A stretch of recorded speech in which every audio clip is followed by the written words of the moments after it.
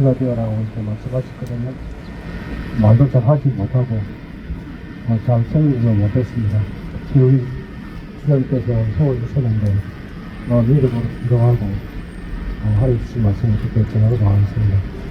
오늘 본문 말씀은 느헤미야 1장 1절부터 11절 말씀입니다. 조금 본문이 길지만은 우리에게 주신 말씀하시라 하고 한 절씩 이렇게 제가 한 절하고 여러분 2절하고 이렇게 11절은 같이 합독하도록 하겠습니다.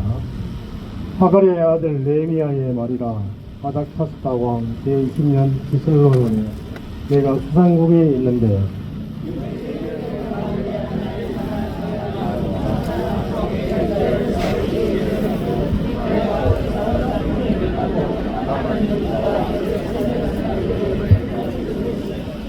그들이 내게 이르되 사로잡힘을 면하고 남아있는 자들이 그 지방 거기에서 큰 환란을 당하고 능력을 받으며 예루살렘 성은 허물어지고 시민들은 불탔다가 하는구나.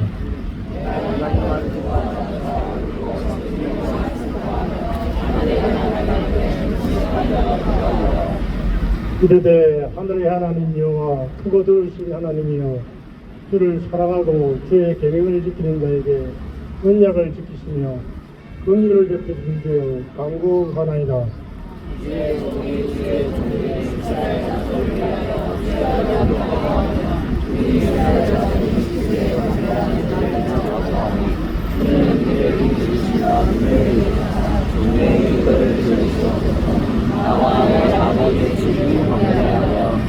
주를 향하여 크게 악을 행하여 주께서 그의 종 모세에게 명령하신 계명과 율례와 규례를 지키시 아니하였나이다.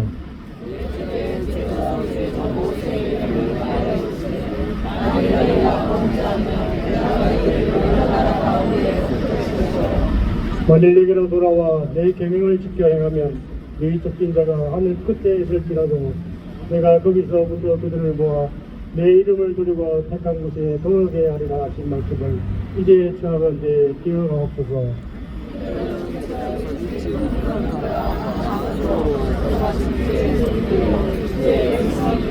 다 같이 할게요.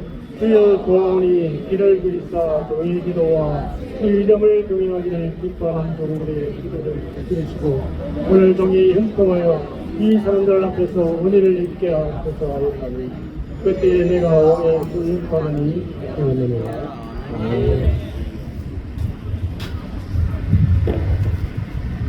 오월은 가정의 달이었죠.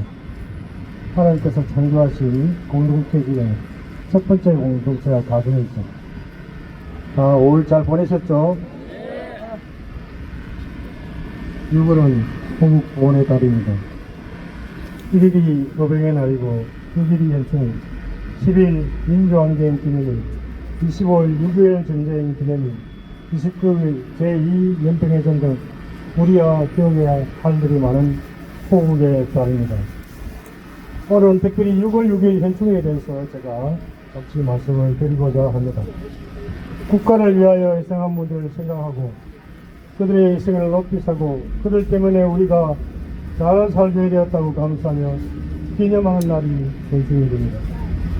1952년 대통령령에 의해 국경일로 처음 짓게 된 현충일은 이제 70년을 맞이하게 됩니다. 우리나라의 아픈 역사 속에서 나라를 위해 싸우다 목숨을 바친 국군 장병이나 외국주사들의 충전을 기억하고 더욱 나라와 민족을 위한 충성을 다짐하며 기도하는 날이 됐습니다. 40만이 넘는 젊은 선배들의 피뿌림으로 물드는 삼천리 반도 건수단장. 오늘의 대한민국은 그분들의 희생으로 존재하게 된 사실을 엄숙히 인정하고 우리의 후손들에게 우리의 국정치를 길이 이어받아야 하리라 믿습니다. 특히 오만의 수고생들이 교복을 입은 채 오른손에 총을 잡고 전투터로 나서했던 6.25 사태, 그 중에 시체도 무덤도 군번도 없이 그렇게 인생을 떠나고 말았던 것입니다. 단체 신채호 선생님은 역사를 잊은 민족에게는 미래가 없다라고 말씀하셨습니다. 오늘 우리가 이렇게 자유롭고 행복하고 아름답게 살 수 있는 것도 나라를 사랑하는 이들의 마음과 희생이 있을 때 가능했던 일이 있습니다. 우리는 항상 이들에 대한 감사하는 마음을 가져야 합니다. 그렇다면 과연 공산주의는 어떤 것일까요? 실제 공산주의는 사탄과 아주 닮아 있다고 합니다. 공산주의는 악한 영의 한 표현이죠. 그들은 첫째 거짓되고 속이는 일을 서슴지 않고 있습니다. 계시록 1장 12절 9절에 보니까 용이 내어 쫓기니 옛뱀 곧 마귀라고도 하고 사탄이라고 하는 온 천지를 깨는 자라. 네, 이 용이 사탄이라는 거죠. 이 마귀는 에덴부터 사람들을 속여왔지 않습니까? 공산당의 정글 속에는 철저하게 속이라 있다고 합니다. 민족, 자주, 민주, 평화라는 말을 쓰는데 전부 거짓이고 우리를 철저히 속이고 있다는 것입니다. 6.25 전쟁을 북침이라고 이야기하고 있고 땅굴을 남한에서 조작했다고 하고 있습니다. 2000년 6월 13일에서 15일 평양에서 김정일, 김대중 두 사람의 남북 정상회담이 열린 지 불과 3일이 지나지 않아 김정일은 북한군을 시찰하면서 적화 통일로서는 조금도 변하지 않았다. 남한을 해방시키는 것이 우리의 유일한 목적이라고 이야기했습니다. 또 그들은 살인을 밥 먹듯이 하고 있습니다. 요한복음 8장 34절에 너희는 너희 아비 마귀에게서 났으니 저는 처음부터 살인한 자요라고 기록하고 있습니다. 지구상에서 공산주의만큼 무시무시하게 사람을 죽인 죄는 결코 찾아볼 수가 없습니다. 무자비하게 죽이라, 무자비하게 죽이라, 이것이 그들의 모토였습니다. 스탈린은 4,500만 명, 모택당은 3,500만 명, 그리고 김일성은 500만, 김정일은 300만, 김정은은 심지어 외국인까지 수많은 사람들 죽으면서도 눈 한 번 깜짝하지 않고 있습니다. 천하보다 귀한 생명을 자신의 정치를 위한 희생양으로 사용하고 있는 것입니다. 또 그들은 하나님을 대적합니다. 사탄이라는 말은 원래 대적한다는 뜻이 있는데 사탄은 끊임없이 하나님을 대적하고 있습니다. 이를 위하여 사람을 속이고 위협하여 종으로 삼아서 하나님을 대적하게 만들고 있는 것입니다. 이 중에 하나가 바로 공산주의인 것입니다. 공산주의는 인간을 물질로 보는 무신론이고 영혼을 부정합니다. 엥겔스는 인간의 정신과 영혼은 인간들이 만들어낸 마취라고 했고 레닌은 종교는 아편이라고까지 이야기했습니다. 자, 제가 한번 질문을 드려봅니다. 공산주의가 제일 싫어하는 적은 과연 누구일까요? 공산주의들이 제일 싫어하는 적은 누구일까요? 정답입니다. 군대도 경찰도 아닌 바로 기도하는 성도들이 저들의 제일 적으로 삼고 있다는 것을 여러분 꼭 기억하십시오. 피와 땀으로 날 일군 우리 대한민국, 하나님이 복수사 교회를 세우시고 세계 선교에 힘차게 나섰던 한국, 그러나 우리는 가만히 들어온 작은 여우를 잡지 못했습니다. 여우 한 마리 때문에 우리의 포도를 다 흙에 내버려 두게 됐습니다. 자유를 방종으로, 번영을 부패로 바꾼 죄가 우리에게 있다는 것입니다. 그러나 우리에게 결코 소망이 없는 것은 아닙니다. 일기야 7장 14절 말씀에 내 이름으로 일컫는 내 백성이 그 악한 길에서 돌아 스스로 겸비하고 기도하여 내 얼굴을 가면 내가 하늘에서 듣고 그 죄를 사하고 그 땅을 고칠지라고 기도하고 있습니다. 눈앞에 있는 악을 직시하고 나의 죄를 회개하면 하나님께서 반드시 고치실 것입니다. 말하고 움직입시다. 작은 힘이라도 연결시킵시다. 비겁하던 기도를 큰 용사로 쓰신 하나님을 반드시 우리를 사용하실 것입니다.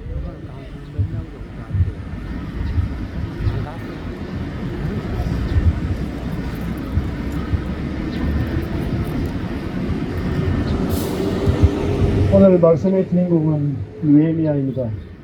느헤미야는 바벨론으로 포로로 잡혀가 아르사스다 왕의 신을 받는 술 맡은 관원장이었습니다. 비록 나라를 잃어버리고 포로로 잡혀갔지만 그곳에서 인정받아 높은 지위에까지 올랐습니다. 그러나 느헤미야는 고향으로 돌아가는 독포들과 이슬 항상 마음에 품고 살았습니다.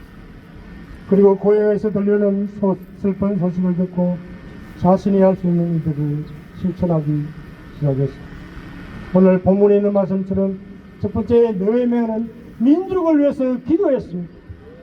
비록 이방 나라에 살고 있지만 그 마음은 여전히 나라를 사랑하는 것뿐이었습니다. 자신의 동족 하나님의 영광이 있던 그 나라가 비참한 가운데 있는 것을 보며 느헤미야는 내가 당하는 고통으로 생각하고 울며 기도했던 것입니다. 무엇이 나라를 사랑하는 것일까요?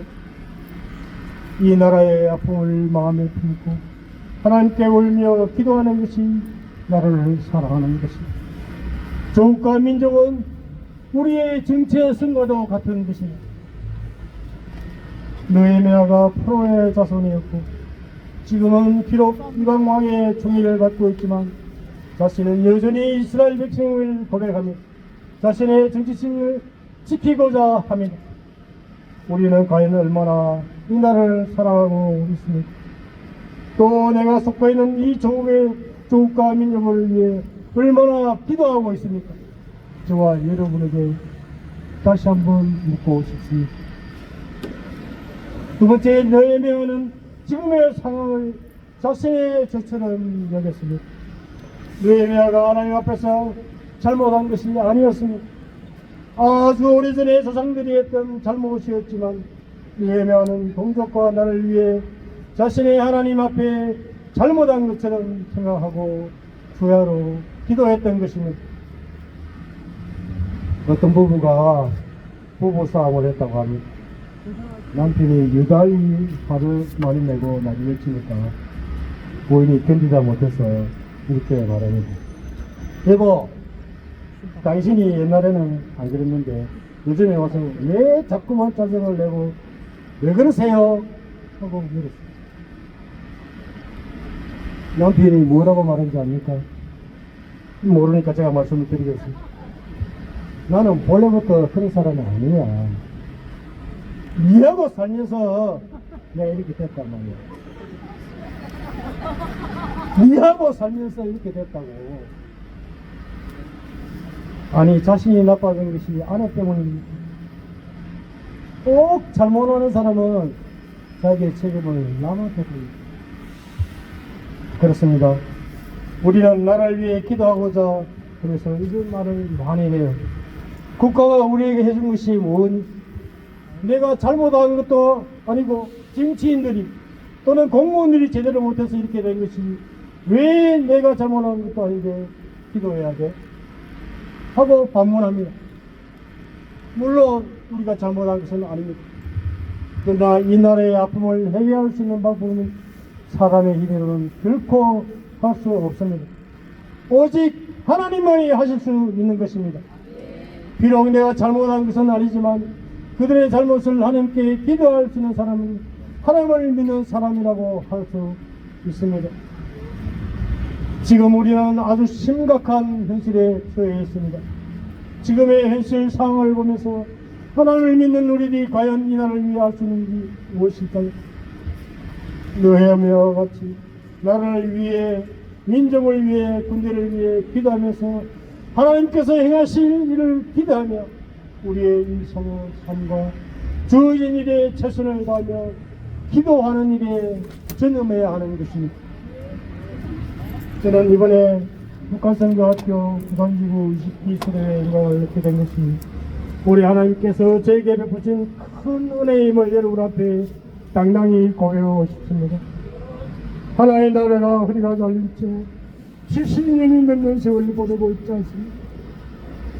저 어둠의 풍경 땅의 농포는 어떻게 살아가고 있습니까?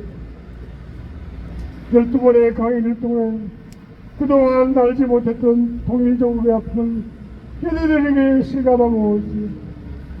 이번 기회를 통해 앞으로의 목회 예배를 다시 설교하는 기회가 되었고, 앞으로 남은 시간을 민족의 복음 통일을 위해 세밀하게 설교하실 하나님 아버지의 인도하심을 기도하고 있습니다. 또한 1박 2일 2대 아웃리치를 통해 보여주신 하나님의 계획하심은 제가 상상한 것보다 훨씬 크고 위대했음을 이 시간을 통해 고백합니다.